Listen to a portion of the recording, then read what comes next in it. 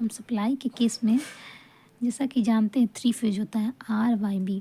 तो अगर ये इसमें 3 फेज होता है, हम पहले से ही जानते हैं।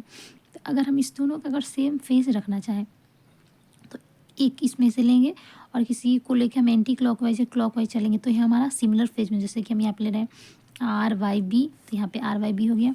फिर B, यहाँ से फिर हम लिए, फिर हम यहाँ से लिए इस डायरेक्शन में लिए BYR हो गया। फिर यहाँ पे फिर हम यहाँ से B को लिए, फिर B को लेकर BRY।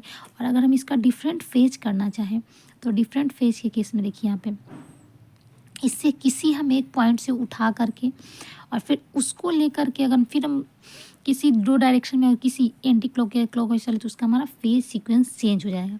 यहाँ ऐसे हम यहाँ पे R लिए और R को एक उठा करके अगर इस दोनों को BY कर दिया फिर YB कर दे तो इसका फेज हमारा चेंज हो जाएगा।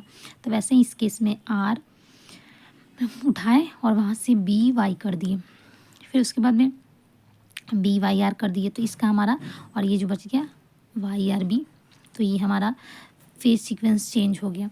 और ये हमारा जो ये कंडीशन रहता है, अगर हम पैरेलल ऑपरेशन ऑफ सिंक्रोनस के केस में हमारा फ्रीक्वेंसी सेम होना चाहिए। और जैसे कि हम ये फॉर्मूला जानते हैं N=120F/P, तो ये फॉर्मूला के बेस पे इसमें अगर पोल पे स्पीड डिपेंड करता है, बट फ्रीक्वेंसी हमारा दोनों का सेम होना चाहिए, तभी जा कर के ये parallel operation of machine satisfy करेगा। बट ये नेसेसरी नहीं है कि दोनों का स्पीड ऑफ रोटर सेम होना चाहिए पैरेलल ऑपरेशन ऑफ जब मशीन करेंगे तो ये फ्रीक्वेंसी मस्ट कंडीशन, ये वाला जो हमारा कंडीशन होता है ये इम्पॉर्टेंट होता है इस केस में। तो इस कंडीशन को जब भी हम इम्पोज करें तो हम ध्यान रखें कि हमारा पोल नहीं सेम हो बट फ्रीक्वेंसी मस्ट भी सेम हो।